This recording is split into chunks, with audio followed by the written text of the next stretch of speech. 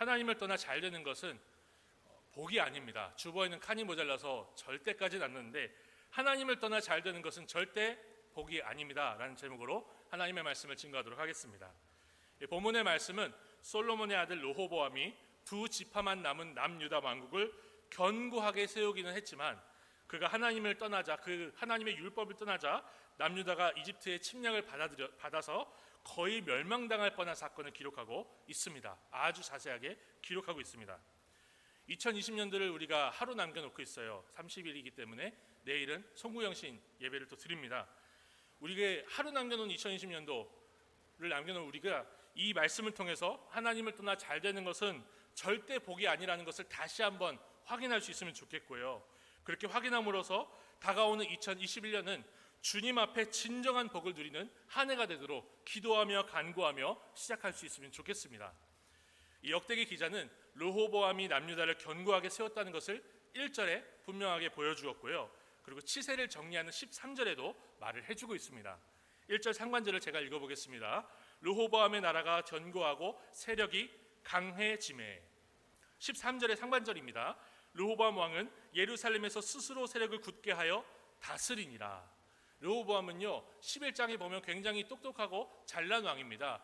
그 아버지 솔로몬처럼 지혜롭고 대단하게 이스라엘을 다스린 것은 아니었지만 그 솔로몬 왕의 아들답게 남은 두 지파를 굉장히 알뜰하게 참 찬찬하게 요새화를 시키고 잘 다스렸던 왕이에요. 굳게 세우고 강하게 세운 왕이었습니다. 그래서 세상적인 관점으로 보면 르호보암은 아버지만큼은 아니더라도 분명히 세상적으로는 강력한 왕이었다라고 볼 수가 있는 거죠. 바로 그것을 이 역대기 기자가 1절에도 보여주고 13절에 정리해서 다시 보여준 겁니다. 그러나 르호보암은 세상적으로 강력한 왕이었는지는 모르지만 하나님의 율법으로부터 떠난 왕이었다라고 볼 수가 있습니다. 1절 하반절입니다. 그가 여호와의 율법을 버리니 온 이스라엘이 본받은지라. 율법을 버렸다고 합니다. 또한 르호보암은 스스로 세력을 굳게 하여서 다스렸지만 동시에 악을 행한 왕이라는 평가를 받습니다. 13절 다음 절인 14절입니다. 르호보암이 악을 행하였으니 이는 그가 여호와를 구하는 마음을 굳게 하지 아니함이었더라.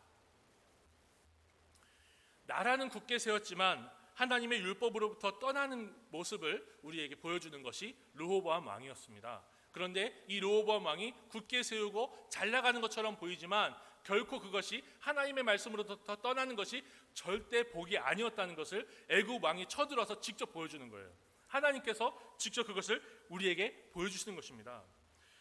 르호보암이 남유다의 요새를 굉장히 많이 만들고 방패와 창을 다 두어서 요새화를 시켜놨는데 그것을 이집트의 연합군이 와가지고 다 쳐부수고 빼앗아 버리거든요. 남유다는요 이때 거의 멸망을 당할 뻔했습니다. 스마야 선지자가 하나님의 말씀을 전할 때 이 르호보암과 방백들이 여호와는 의로우시다라고 고백하지 않고 겸비하지 않았으면 완전히 이때 망했을 겁니다. 12절인데요. 르호보암이 스스로 겸비하였고 유다의 선한 일도 있으므로 여호와께서 너를 돌이키사 다 멸하지 아니하셨더라. 조금 구원하셨다라고 또 앞에 나와요. 우리는 이 사건을 통해서 하나님을 떠나 세상에서 강하게 되는 것이 하나님의 심판 앞에서 얼마나 연약한지를 살펴볼 수가 있습니다. 하나님이 불어버리시면 바람에 나는 겨와 같은 것이 이 세상이 강하다고 말하는 그것들이죠. 하나님을 떠난 강함, 하나님을 떠난 지혜는 하나님의 심판 앞에서 얼마나 연약한지, 하나님의 심판에서 얼마나 미련한지를 이 사건을 통해서 우리가 볼 수 있는 것입니다. 그러므로 우리는 르호보암을 반면교사로 삼아서 하나님을 의지하는 것이 우리의 강함이며 하나님의 가르침을 따르는 것, 그 율법을 따라 사는 것만이 진정한 지혜라는 것을 고백할 수 있어야 될 것입니다. 여기서 우리는 이 말씀을 한번 적용하면서 진정한 복이 무엇인가, 진정으로 복이라고 말할 수 있는, 성도에게 복이라고 할 수 있는 것이 무엇인가를 좀 생각해 봐야 돼요. 진정한 복은요 하나님 없이 잘 되는 것이 절대로 아닙니다. 하나님의 말씀 안에 머물며 하나님을 구하는 마음을 굳게 하는 것이 성령이 가리키고 있고 하나님께서 직접 보여주신 진정한 복이기 때문에 그렇습니다. 따라서 하나님의 백성에게는 내가 세상에서 어떠한 업적을 가지고 있는지, 내가 어떤 실력을 가지고 있는지가, 내가 어떤 것을 가지고 있는지가 중요한 것이 아니라 그보다 더 심층적으로 하나님을 의지하며 하나님의 말씀을 묵상하는 삶이 있는지가 더 중요하다는 거죠. 하루 중에 하나님의 말씀을 묵상하는 시간, 일주일 중에 말고요, 하루 중에 우리는 하루살이로 살아야 돼요. 하루 중에 하나님의 말씀을 묵상하고 주 앞에 무릎 꿇는 시간이 있는가, 그것이 진정한 복인가 그렇지 않은가를 가려내는 시금석이 되어야 한다는 것입니다. 하나님 나라의 가치와 우선순위는 이렇게 세상이 말하는 것과 세상의 가치와 차원을 달리하는 것이죠. 원래 다 아시겠지만 다시 한번 확인해 보자는 거예요. 하나님의 말씀에 대한 자세가 진정한 복을 가려내는 기준이라는 겁니다. 스스로 돌아보며 적용해 보실 수 있기를 바랍니다. 적용을 돕기 위해서 제 이야기를 한번 해볼게요. 저는 이 말씀을 큐티 본문으로 묵상을 했어요. 역대하 12장을요. 그러면서 제 삶을 이 말씀 앞에서 되돌아보게 됐습니다. 그리고 정리하게 됐고요. 앞으로 다시는 이런 일이 벌어지지 않기를 하나님 앞에 간구하게 됐습니다. 저는 고등학교 2학년 때부터 말씀을 많이 읽었어요. 한 달 만에 통독을 했어요. 혼자서. 누가 시킨 것도 아닌데. 그리고 나서는 하루에 한 권씩 읽었습니다. 그냥 갈라디아서나 유다서 같이 짧은 한 권이 아니라 창세기, 출애굽기, 레위기 같이 두꺼운 한 권씩을 읽었습니다. 그리고 영어 성경도 읽었습니다. 그리고 제가 또 했던 게 뭐냐면 큐티 책을 가지고 큐티를 했어요. 깊이 있게 묵상 생활을 했습니다. 정말 하루 종일 그 말씀을 묵상하느라고 제가 나중에는 그 말씀을 묵상하는데 이게 한글 성경으로만 보니까 한 본문으로 보니까 무슨 말씀인지 도저히 모르겠어서 현대인의 성경도 찾아보고 쉬운 성경도 찾아보고 공동번역도 찾아보다가 고등학교 2학년 학생이요.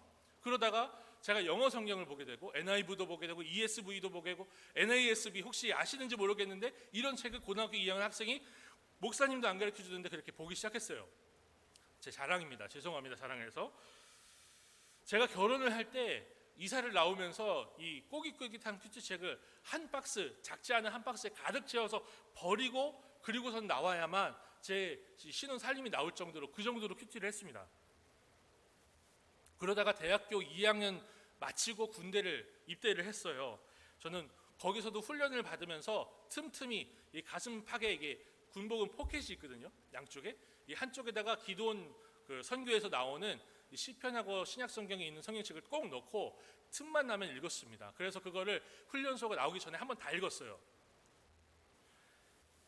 심지어 이등병 때는요, 선임들이 책을 읽으면 안 된다는 거예요. 그게 성경책이라도 책을 읽으면 안 된다는 거예요. 예, 싸대기를 때리시면서 그러더라고요. 제가 그래서 큐티 책을 이 뱃속에다 이렇게 집어넣고 벨트를 딱 매고 화장실 다녀오겠습니다 하고 화장실 가서 초코파이 먹으면서 큐티를 한 적이 있습니다. 울면서. 그 정도로 저는 말씀을 읽고 묵상하는 것이 얼마나 행복한지를 좀 하나님께서 일찍 알려주셨어요. 근데 이러던 제가 군 생활이 적응이 되고 또 인정을 받으면서 계급이 올라가면서 좀 변하더라고요. 르호보암처럼 여호와의 율법을 떠나는 경험을 제가 한 겁니다. 상병이 된 저는요, 어느 누구의 눈치도 보지 않아도 그 생활관에서 어느 곳에서든 말씀을 읽을 수 있고 큐티를 할 수 있었는데, 그런데 그렇게 시간이 나니까 저는 뭐 했냐면 자기개발서를 읽었습니다. 그리고 오토바이 잡지를 하루 종일 묵상했어요. 말년병장 때. 오토바이란 잡지는 다 갖다 놓고 묵상을 했어요. 그래서 목회자의 소명을 받은 제 대학교 2학년 때까지의 그 소망은 뭐였냐면, 제일 큰 소망, 누가 물어보면 저는 주님을 위해서 죽는 것, 순교하는 게 제 큰 소망이었어요. 말씀 붙들고 살다가 누가 예수님 믿는 것 때문에 나를 죽인다 그러면 저는 그거야말로 저의 삶에 영광이 없겠다라고 생각을 했는데, 이제 말년병장이 되면서 어떤 꿈을 꾸게 되고 어떤 소망을 갖게 되냐면, 멋진 오토바이 한 대 끌고, 그리고 나서 우리나라의 관광 명소란 곳은 다 돌아다니면서 그렇게 살고 싶다, 멋지게 살고 싶다, 이 세상 사람들이 부러워하는 그런 삶을 살고 싶다라는 생각이 들더라고요. 저는 이렇게 군대에서 인정을 받는 선임이 되어가면서 사실상 하나님을 멀리하는 경험을 해보았습니다. 심지어 저는요, 당시 사단교회 목사님께 인정을 많이 받았었어요. 제가 늦게까지 일 남아서 교회 청소를 하고 그랬거든요.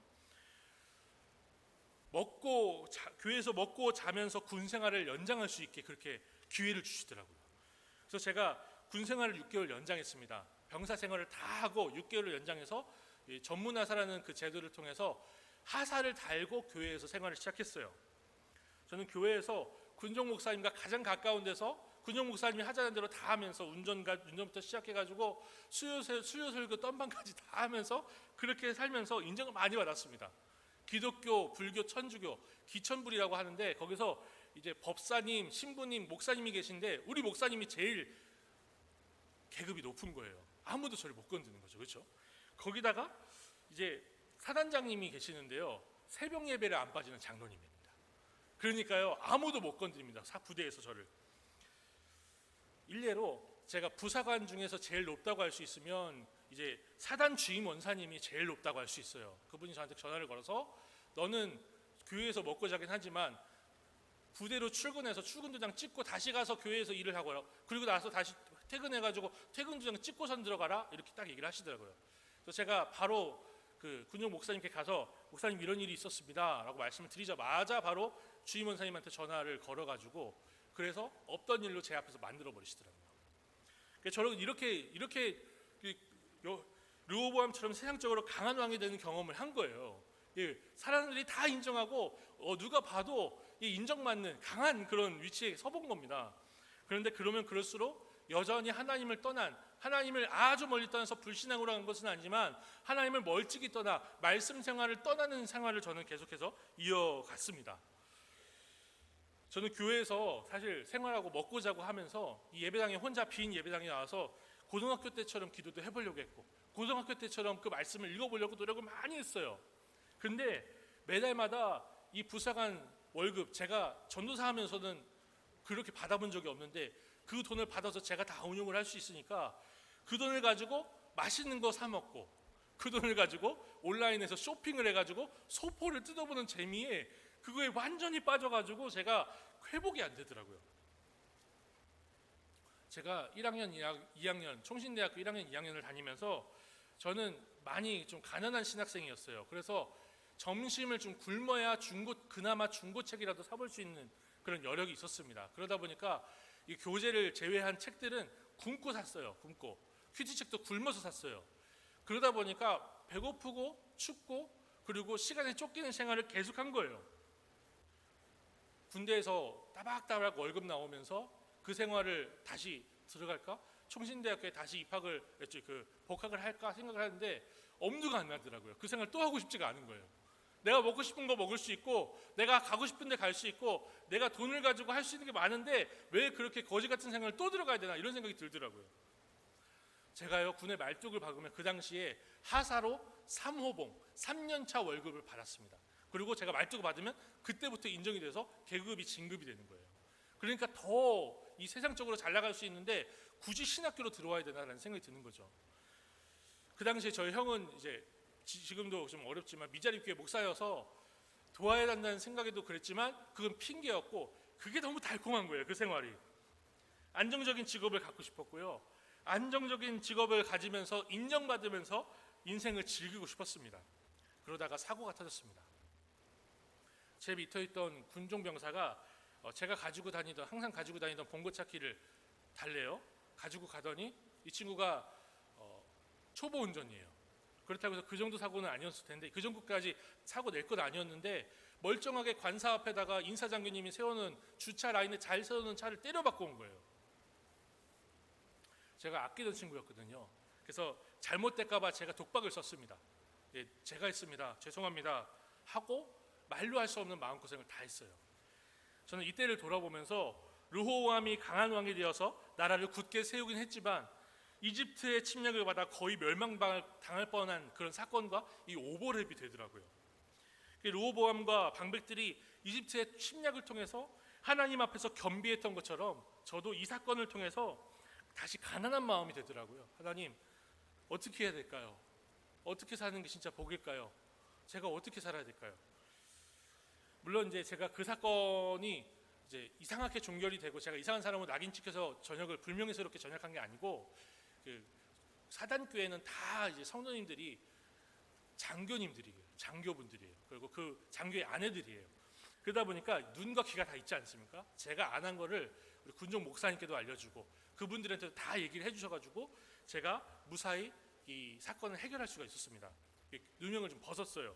하지만 저는요, 이 사건을 계기로 가난한 마음으로 진정한 복이 무엇인지, 제가 나중에 죽었을 때 주님 앞에 어떻게 볼지 다시 한번 생각해 볼 수 있는 그런 계기가 됐습니다. 그래서 저는 세상적으로 적당히 방황하면서 인정받던 군 생활을 접었어요. 그리고 다시 신학교로 돌아갔습니다. 저 3학년 1학기를 복학을 하고 나서 첫 체프를 드리는데 눈물이 앞을 가려서, 목사님 무슨 설교 하시는지도 몰라요, 무슨 찬양이 있었는지도 모르는데 처음부터 끝까지 울었어요. 제가 눈물이 많은 편이 아니에요. 울기는 우는데 남들 앞에서는 못 울거든요. 그런데 이제 눈물이 쏟아져가지고 예배를 못 드릴 정도로 그렇게 회개한 적이 있었습니다. 저는 이렇게 본문의 말씀을 통해서 이때의 경험을 좀 정리해 볼 수 있게 됐어요. 저는 하나님 앞에서 진정한 복은 이 세상 사람들이 인정할 정도로 강력해지거나 잘 먹고 잘 살게 되는 것이 아니라 전능하사 천지를 창조하신 하나님 아버지를 붙드는 것, 그 주님의 뜻을 구하며 사는 것, 그것 자체가 복이다라는 것을 제가 깨닫게 되고 묵상하게 되고 고백하게 됩니다. 사랑하는 성도님들에게 스스로에게 한번 적용을 해보시기를 권면드립니다. 하나님을 굳게 붙들지 않아도 잘 되는 것은요, 절대 복이 아닙니다. 하나님의 말씀을 묵상하지 않아도 대학에 잘 들어가고 좋은 직장에 착착 들어가고 취업을 하고 승진을 잘하는 거, 하나님의 말씀을 묵상하는 생활이 없어도 그렇게 될 수 있는 것은요, 진정한 복이 아닙니다. 세상은 그렇게 말할지 몰라도 성경은 그렇게 가르치지 않습니다. 우리 자녀들이 신앙생활을 젖혀두고 성공을 위해 달려가는 거, 그거 진정한 복이 아니라는 거예요. 왜냐하면 진정한 복은 하나님을 의지하고 하나님의 뜻을 묻는 삶 자체에 있기 때문이죠. 우리는 우리 자신과 우리 가정을 위해 기도할 때 이러한 복이 있기를 위해서 간구해야 될 것입니다. 이러한 기준으로 이 세상을 바라볼 수 있는 믿음의 눈이 이 말씀을 묵상하며 주님 앞에 서는 우리 모두에게 있기를 소망합니다. 정리해 보겠습니다. 이 땅에서도 우리는 주님과 동행하며 영원히 주님을 즐거워하는 영생을 누리는 사람들입니다. 우리는 이 땅만 살 것이 아니라 영원히 살 거예요. 그러므로 우리에게 이 땅에서 잠깐 강한 왕이 되는 것, 잠깐 잘 되는 것은 진정한 복이라고 말할 수가 없어요. 오히려 이 땅에서 세상의 기준으로는 내세울 것이 없는, 내세울 것이 전혀 없는 삶을 살더라도 영원하신 하나님을 영원히 즐거워하는 것이 우리의 복이라고 성경이 가르쳐 주고 있습니다. 이러한 고백으로 주님이 다시 오실 날을 기다리며 2020년도를 감사로 마무리하시고 다가오는 2021년에 진정한 복을 누리며 감사하는 부평 동부교회가 되기를 소망합니다. 이 여호와를 구하는 마음을 굳게 하는 우리 모두가 되기를 소망합니다. 기도하겠습니다. 하나님 아버지, 감사합니다.